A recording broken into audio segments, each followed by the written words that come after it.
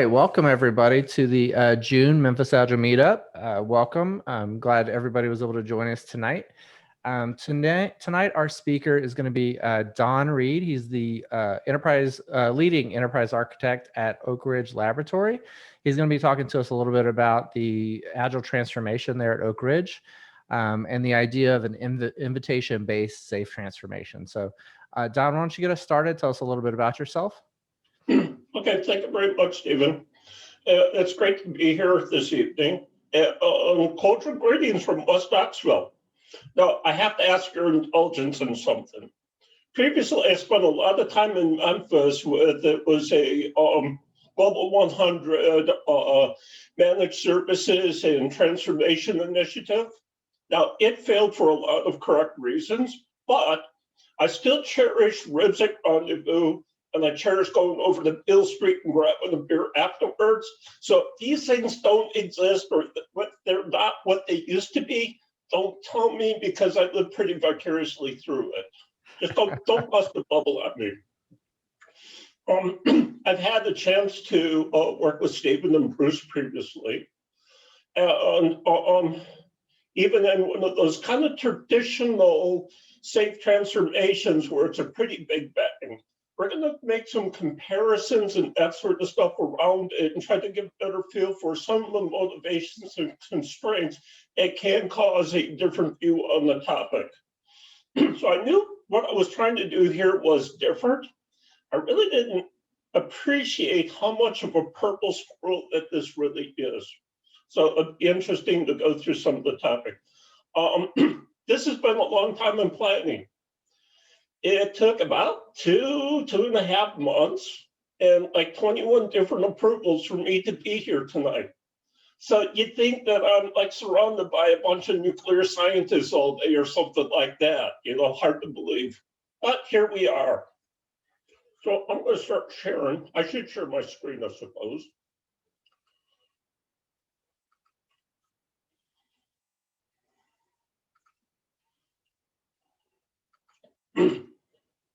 And tell me if I was successful or did it work? Yep. Yeah, I'm able to see it. Fantastic. Thanks, Don. We conquered technology. There you go. The first milestone achieved. Well, it started out a little rough, but we're getting better. So here's a rough agenda for today. I got a couple of breakout sessions planned in here. If the headcount doesn't increase, the breakout might be us together anyhow, but we'll see how it works out. So first, a word from my sponsor. UT Batille is an actual joint venture between the University of Tennessee and Batille, an applied research organization. So under contract, UT Batille manages and operates Oak Ridge National Laboratory.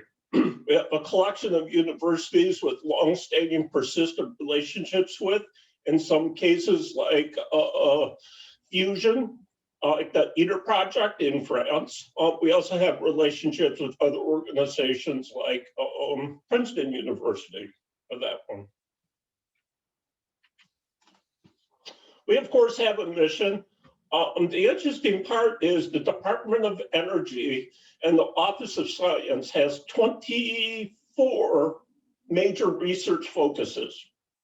Oak Ridge covers 23 of the 24 research areas. The one that we don't cover is actually affectionately termed high energy physics. You can guess that what that one is.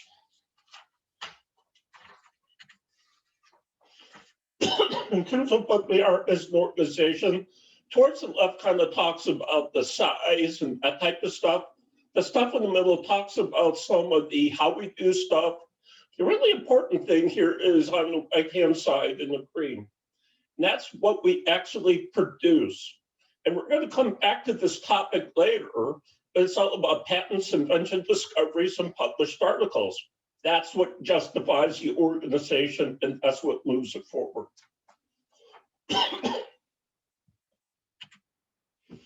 So as we start to talk about approaches to safe implementation, I wanted to take a minute and start to talk about this more. I want to draw a parallel to mergers and acquisitions. Now, in mergers and acquisitions, somewhere there's a business case, somewhere there's a value statement in it. And the organization will work really, really hard to drive the value from why they're spending money on this in the first place. Sometimes it could be a very fast implementation, buying up competition, buying customers. There's a patent or a product you really want to get your hands on, or maybe it solves a big logistics problem for you. And acquisitions, they can go really, really quickly, and because time is money. I've done a bunch of these. I typically call them a scorched earth acquisition. On the day that the official purchase documents are signed, that same day, a truck shows up front with a new sign on the front yard that has your old company name, but then it has the corporate logo at the bottom of it. And arriving in the back is a truck from printers with your brand new stationery and envelopes. And congratulations, your old logos and that sort of stuff are gone, and the new one's there. And 91 days later, your network, your ERP system, how you run your manufacturing and warehouses, how you deal with your customers and billing, it's all changed. So it's a really rapid progression. And there's cases, Stephen and Bruce and I were at an organization where they had a gun to their head. They had to move quickly. They had to transform quickly for their very own survival. And so that was a very clear cut, scorched earth, if you will, approach to implementing scaled agile framework. They had to. And so in a very rapid succession, large chunks of the organization were rolled over into it. It was a money issue, and it just had to go forward. But there's other kinds of acquisitions out there. There's very soft touch acquisitions. Hi, we bought you. We like you a lot. We like everything that you do. So we're going to do a very careful light acquisition. Yeah, you have to send us some financial reports, but we're going to leave you intact. And sometimes private capital will do that when they bring in organizations into a portfolio because they want the least investment, they want the least touch, and 3 years from now, they're going to try to sell you for more money again. But how they tend to go is, yeah, we like what you do, and just keep doing it. Oh, wait a minute, we saw on the financial report from last month, there's something in your warehouse that isn't going very well. Tell you what, let's apply how we run our warehouses to your warehouse so that you can improve your efficiency and then you can do a better job for us. Then comes the following month. How you buy some of your materials, it seems kind of wasteful. We think you should purchase the way we purchase. No, I tell you what, we'll purchase for you and you don't have to take care of that function anymore. So how they tend to do is value statement by value statement, they'll implement more and more integration over time because the value is present at that point and constraints that stop them from making a change have been dealt with. And so that's more of a soft touch type acquisition. And those are really the pretty two extremes of it. So I wanted to take a break for a minute. I thought about doing a breakout, but I'm not sure if we have enough time to justify that. What I really wanted to do is time box it, take about 5 minutes, and have a little discussion around other people, their sense of acquisitions, and what have they experienced in terms of what were the business drivers and what was the consequence of how they approached that acquisition. So do we want to do a breakout or do we just stay together and do this? Yeah, we can do it however you want, Don. If you think the group size is good here, we can just have the discussion here, or we can kick off some breakout rooms. I think we can probably get 3 or 4 people in each room. What would you like to do? Let's try that with a breakout. Okay. Yeah, let's try it. What I do is let's time box ourselves. Let's give ourselves about 5 minutes to chat. In that process, if someone could kind of suspect that they're going to be the named spokesperson when we come back together, and maybe they could capture a few of the main concepts or things people expressed around, gee, in my acquisitions, we did because here's some drivers or constraints. That's the type of things I'd like to hear back from the group. Okay. All right. Welcome back, everybody. We just returned from the breakout rooms, and I'm going to turn over to you, Don, to facilitate the readouts that you wanted to do. Absolutely. So it drives me nuts when you have these breakout sessions and you come back and you just move forward. And it's like, why did we talk about it? So what I'd like to do is, I guess for the first group where it was Stephen and Regina and I, Regina, we actually didn't say who's going to speak, but if I could put you on the spot and give a short summary. Sure. So we kind of just shared our collective experiences with acquisitions. I think both Don and I have had the experience of, it's pretty forced, and once you're acquired, you're going to assimilate and become, part of the bigger collective.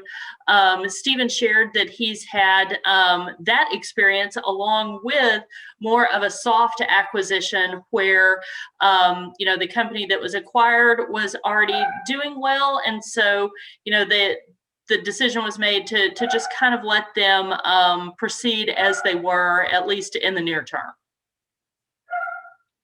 Okay, thank you. And from the other group that was with Bruce?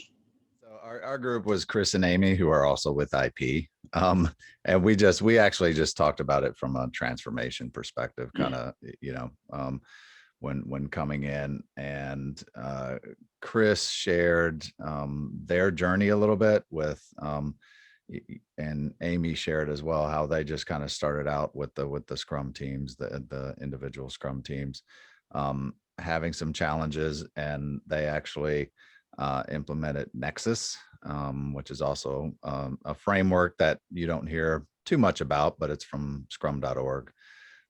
And when asked kind of what the reasoning behind it would seem to be just the path of least resistance.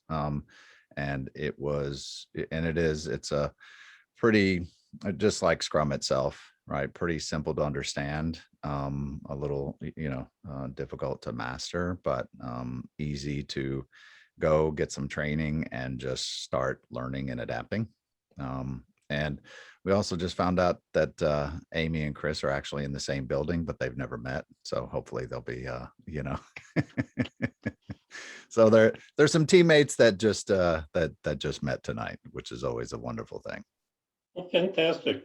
Yeah, the piece I'd like to ask you to take away from this is there's always going to be a tug and pull between achieving value and dealing with constraints. And sometimes it allows us to do something very quickly, and either the risk of breaking eggs or the cost of breaking eggs is far outweighed by what we want to do by going forward quickly. In other cases, the cost of breaking the eggs is so great, and you're going to break so many eggs, it's really, really painful. It's really, really expensive. And now you have to start to pick and choose how you're going to begin to apply. And that's part of the decision process I had to work through. And it really forced how we started down the implementation path that we did. It's a legitimate one, was really the value and what are the constraints that caused us to make the choice that we did. So to describe our journeys rarely start in isolation. In fact, there was a couple of things happening here. On the mission side, or the research side of the organization, which is the majority of the organization, they ran into an issue. They were doing really well. They were doing some really great things. But what they were doing less fantastic with was, instead of individual contributors doing research and writing papers and winning Nobel Prizes and that sort of stuff, they had challenges ahead of them that weren't solved by a single really bright person. They had cross-functional teams that they had to put together in order to tackle really tough problems. And they weren't well organized to do it. Even who do you go talk to? Well, people were used to working on their own stuff, and they had the boss who was of a very similar, if you will, discipline. And so they're almost like little silos, and they had a hard time coming together to do something different.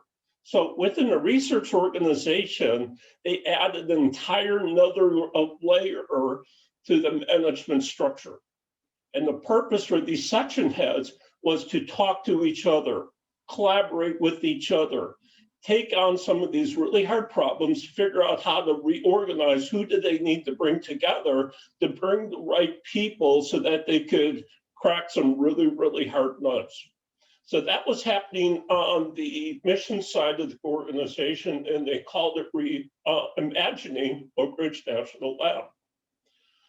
So on the mission support, or if you will, the business of running the lab, where the traditional IT organization sits, if we look at the spark, there's a coalition of change agents. I used to work with the CIO previously. The CIO's first hire within his first couple of years to the organization is definitely a change agent. I kind of fit the bill of chief instigator. So with that, we started to coalesce people who saw what was happening in the mission side of the organization, understand lean, agile, understand safe, and said, okay, we've done this, all of us have done this before. We know what works and what doesn't work for leading transformation, and how do we become more innovative than what they are. Now, we should also call out what two things transformation is not. Transformation is not a project.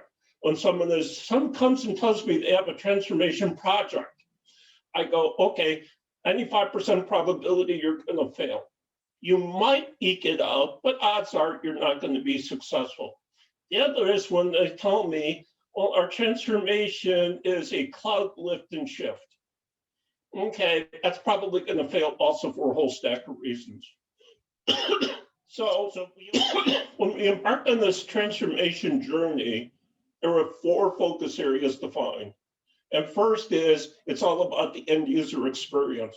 In part, we have the tendency to field technical solutions, and we give technical reasons of why that was a good solution. We never considered the people actually using the stuff in the first place. And that really became a focal point over finding value streams and where we decided to begin to engage. A chapter out of business architecture. So this is kind of a TOGAF 101 thing, but the business architecture, in particular, business capabilities, the definition of what we are as an organization when we start to map how we do things to it. The cool thing here is this is an incredibly rich area to do value stream mapping and make investment decisions. In particular, it's a great place to fuse process, your core processes in there. So it gives you a fresh look to the organization so you can discover your value streams. Otherwise, it can be really tough to find what they are or to pick ones that have the greater value to the organization. We found that. That's why we did the by invitation type approach. We found one value stream to get us started, but in the background, working really, really hard to build out the business capabilities so we can define additional value streams. Because if you don't have a value stream, starting an Agile Release Train is pretty well a self-defeating activity. We had to get around sort of the portfolio of applications, but it's really to help feed the investment process. It's to map to our business capabilities of how we function, what we are as an organization. And the last is a hybrid ecosystem. Yeah, on-premise, private cloud, public cloud, I don't really care. As long as I have the right types of data in the right location and the structure around it's fixed, it's proper for it, then fine. what these 4 focus areas become is they're all very tightly coupled. If you tug on one, you tug on the other 4. And you can't get very far unless you advance all 4 together. So this is what started our journey.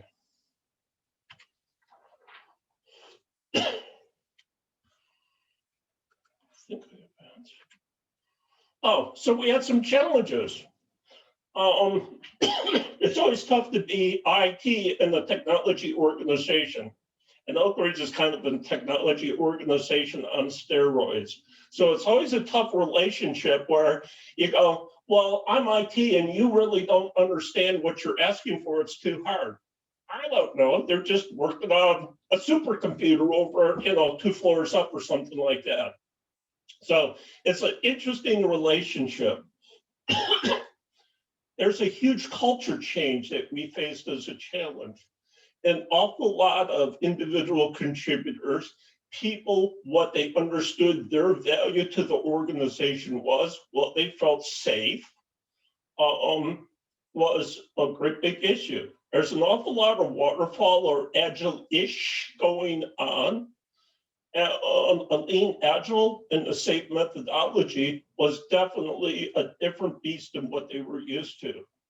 So I talked about silos. They were established. This place has been here since the 1940s. It's well practiced. So roles, boundaries, and relationships are clearly defined. And as long as you respect those, you're okay. It's hard to get into trouble. Well, that became a real challenge because we upset that whole thing. Individuals found safety because they were the one-on-one expert of something. If they were there, it would quit running, so they felt safe in the process. and so with that, it was a huge uplift to start to look at how do we function as cross-functional teams or in cross-functional activities. The research organization faced the same issue. All sorts of wailing and gnashing of teeth. Everything was going to stop. The lab director got complaint after complaint. You're going too fast. Everything is being disturbed. Everything's going to stop. Actually, it hasn't, and they've actually done better than they were before. But it's the same piece that we see when we start building lean agile teams. It's the same behavior, the same barriers. So with that, I wanted to stop at this point, give us another chance to go into a breakout, talk about either experiences that we have seen in trying to build cross-functional teams or things that you would see in your organization that would be a limitation to that. Give yourselves about a 5-minute time box, and let's come together with one person to hopefully read out from what we saw in our breakout, and let's talk about it when we get back. All right, just coming back from the breakout rooms. Welcome back, everybody. Don? I think you're muted still, Don. There we go.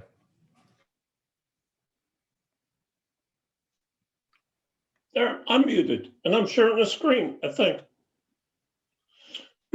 So with it, certainly in our group, there was a great discussion as it went forward. I think we've had some pieces in common in terms of siloed organizations and siloed organizations under stress. Regina, if I could impose on you for just a second and give a short summary over what we had discussed.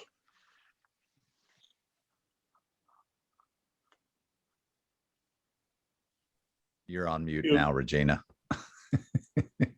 Everyone's Thank you. It was my turn. It was my turn. It was. We're just going down the line. So I think this will be nothing new for Amy or Chris, but I did share that International Paper is a very siloed organization today as an IT entity. We're working to break that down, but it's in spurts, and we're really just doing it at a project level for the most part. But I am hopeful that maybe after we are not so focused on our split of the organization, that will pick up some traction. Okay, thank you very much. And in the other group that was with Bruce, perhaps Amy or someone else could offer some insights into their discussion.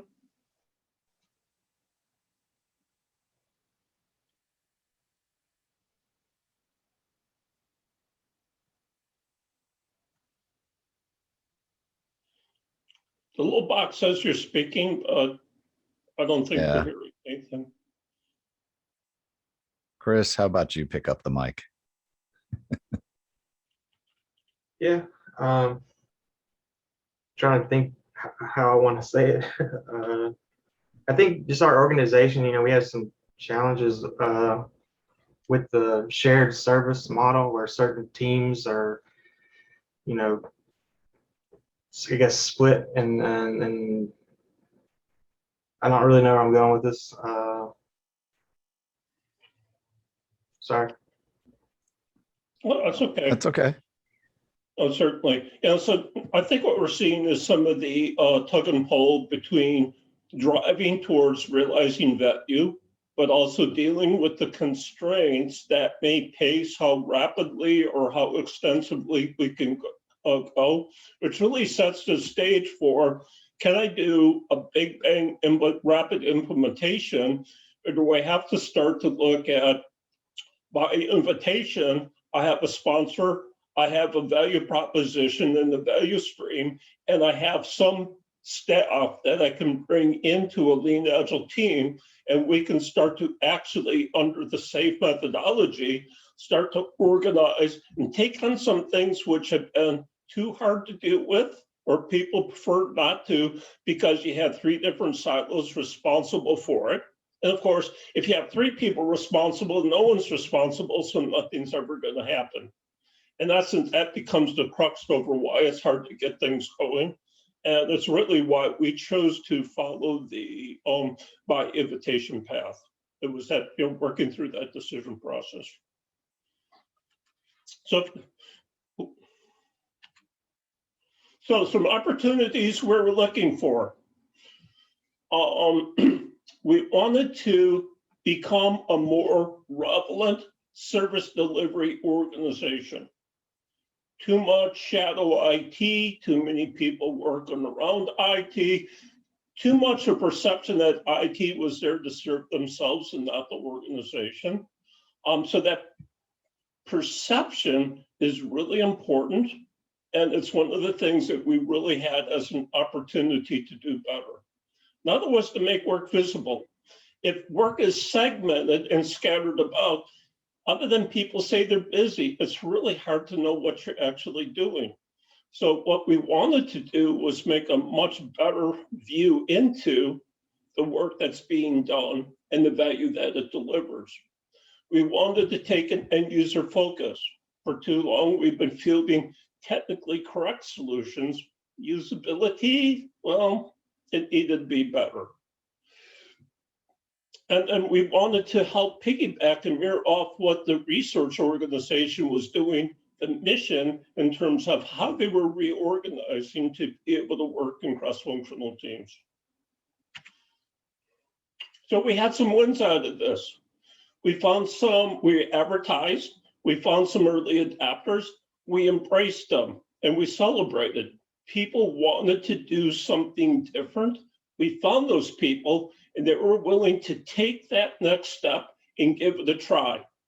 We had to do a lot of user training around user empathy. What does user experience look like? What is this lean agile thing, and how are we expected to behave in the future? We had to inject some new capabilities that really didn't have a place when we focused only on the technology. So the user experience in QA, building that into our lean agile teams and making it a part of how we define what we're going to achieve and what done looks like for the acceptance criteria. It cuts across a lot of cultural norms, but that's what we needed to begin to build in these first 2 teams, and to demonstrate success, that it actually works. And we continue to look for the adoption of additional value streams and the resulting roadmaps to justify further build out of additional Agile Release Trains. So success builds success. We had some key learnings in this whole thing also. First, as we start to get some wins, you got some momentum, keep the momentum going. Don't just go, well, that was pretty cool, because if you're not building, then you're going backwards. You're losing the momentum, and that's such a precious thing. Assume positive intent. So with the leadership teams, we had workshops, lean coffees, we're setting up communities of practice. Some have been embraced better, and some of them, there's still a lot of change resistance that's in place. We simply have to recognize it and not necessarily antagonize it. But as I like to use the term, resistance is futile. You will be assimilated. It's only a matter of time. We started out with some new funding and new staff because we had to bring some new capabilities in the organization that really wasn't there. But you can only do new spend so much so far, and there's not going to be more money in the checkbook to continue it. So when you do have new investment opportunity, when you can build new capacity, use it very carefully and what you apply to be able to start to build that momentum and success. The value stream and sponsorship in an organization can be very difficult to see. That's why I like to go back to business capabilities for what we are as an organization and start to map things against it, because it builds a much clearer picture and a much different picture of your organization than what you're looking at. That's an absolute great place as you make investment decisions then to be able to target and know exactly what you are going to put into and what you're going to get out of your investments as you go forward. And then it becomes a slow, gradual process of, as the opportunity, as the value stream presents itself, we continue to workload and funding, i.e. staff, into additional lean agile teams as we go. Again, success and confidence builds more success as we go forward. So that's some of the learnings that we've taken from this so far. Training and coaching. You're trying to establish a new normal here. And backsliding is so incredibly easy, particularly when the minority of your organization is following lean agile and the rest of the organization is not. A constant tug and pull of going back to how we have done things, it's always there. We took a very much a strategy. Messaging counts. And so we had a lot of people come up going, well, you're going to test this? Is this an experiment? Are we going to just try it and see if we like it or not? We had to come up very strongly and consistently. No, this is permanent. This is just what we're going to do. May take a while for it to further penetrate the rest of the organization, but this is the future. And you have to continue to reinforce and come back. But with that, never underestimate culture. Your corporate culture is just a collection of the individual beliefs and what they think their value proposition is. And that's really tough. Change resistors, people doing the same job 20 plus years, are well practiced. And this is exactly what's safe to do. And this is how the world works.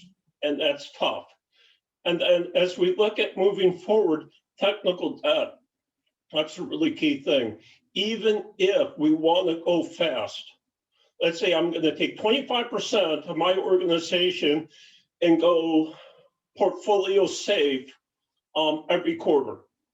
Well, by the time I get through the third quarter, I might hit 75% penetration. But there's some point where technical debt forces some individuals to still continue to work and keep things running as they've always done before, or things will break and you hit that constraint of the pain of breaking the eggs is much more than the value that you get from it.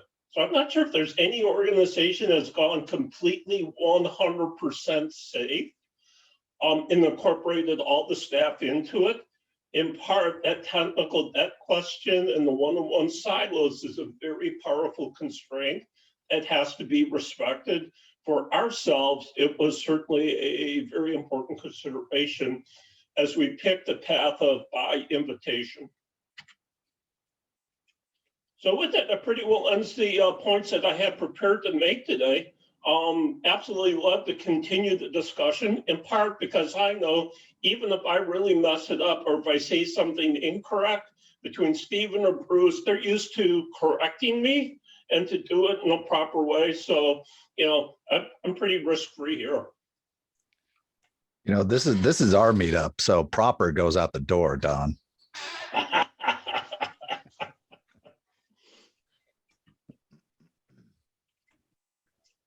So I tried to do that broad brush. If I prompted particular questions or what ifs and that sort of stuff, absolutely happy to spend the time on it.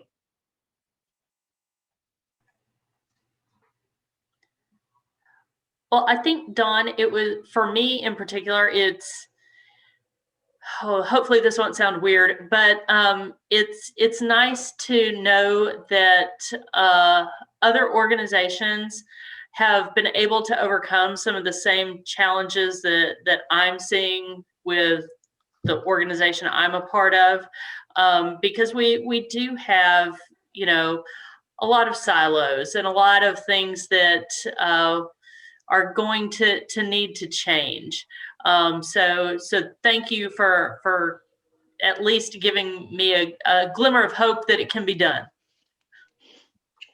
You know, in some ways, I'll phrase it that an organization that's heavily siloed, if they're absolutely at the top of the game and driving great value, and that's the perfect structure to have, because it's impossible to do anything other than exactly what they do today.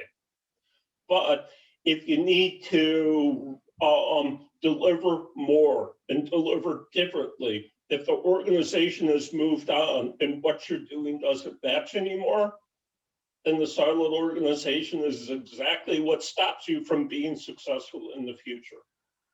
And that's what we're in the process of addressing. It's not always successful. I've worked with some organizations where it failed. And these are really fun, large organizations. So these transformation initiatives don't have to succeed. And they can, the whole organization itself can stop it from happening. I'm really fortunate that we have the activity on the mission side of the house as the comparison point to help go, yeah, this really can work. And this cross-functional team thing, it really, really is important for us as an organization for the services that we're chartered to deliver to the country. Don, I'd actually, could you share, if you can, the story of kind of the marketing roadshow, the show and tell that you did? Because I really thought that was kind of a key little turning point in your transformation. Can you share a little bit of that story? Trying to remember which story. I have so many stories I like to tell. And if I have a soapbox, we're going to be here for a long time to come. Yeah, what was the moment where they invited the IT org to really a large sort of sprint review type of roadshow, and the teams just led it and shared their experiences and challenges, so that it was coming from the voice of the people that were actually going through the transformation. Yeah, I say a lot of words. They're intentional, and I'm driving to a purposeful endpoint. But when it comes to convincing other developers or perhaps QA aligned people, the actual team members in the Lean Agile teams, you get those first few teams that are really successful and they get really excited. They sell it to the rest of their peers. And so even if their leadership is hesitant, or if it doesn't quite fit the paradigm of what they think, how everything should work in the future, or everything today is just fine, so there is no need to change.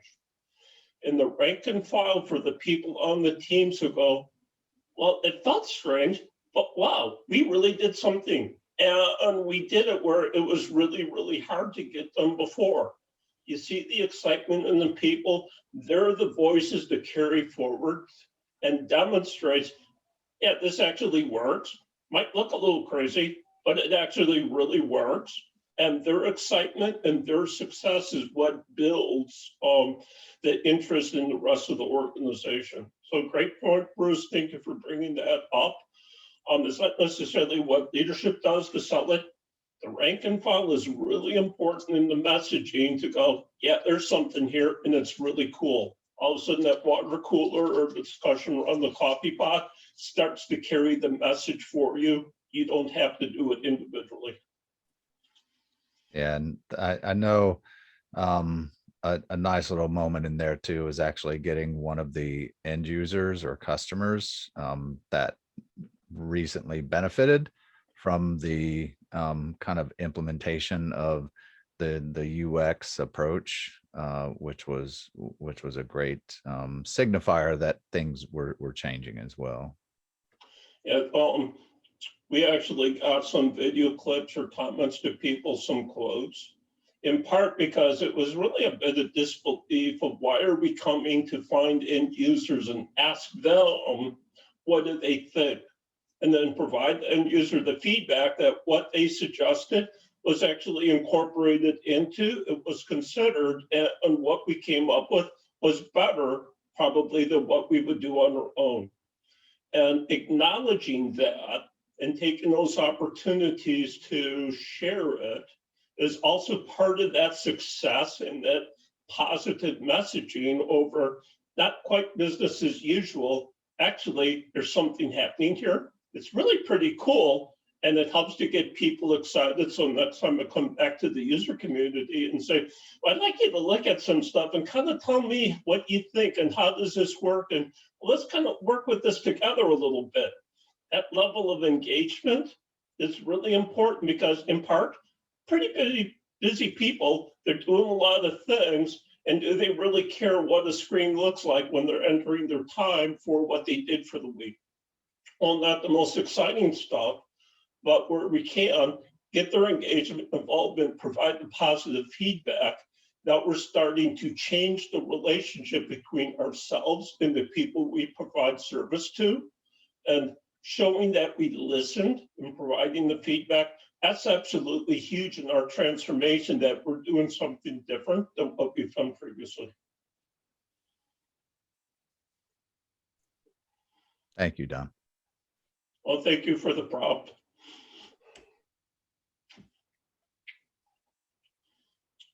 Other comments or questions? I am sure where we are on time. That's what happens when I get up on my soapbox. Day becomes night and I just keep going. Well, if that's I mean, please, if there's follow-up questions, I'm in part of this Meetup now. Message me, reach out to me on LinkedIn. Happy to carry on the conversation if you'd like to a point in the future. Otherwise, thank you very much for the invitation, for allowing me to help tell the story. And in part through the breakouts and stuff, learning a bit from the groups too. Always appreciate that interaction. All right, Yeah, thank just you, want to Don. say, yeah, thank you, Don, for coming and speaking with us and the group this month. I know there's a lot of value in this, this idea of invitation-based transformation, and so hopefully everybody got a lot out of this. And I think we've all learned a lot tonight. So thank you for coming in and sharing your story. And good night, everybody. I hope to see you guys next time. All right. Thank you, Thanks, everyone. Don. Have a good evening. Thank you. Thank you to the IP crew.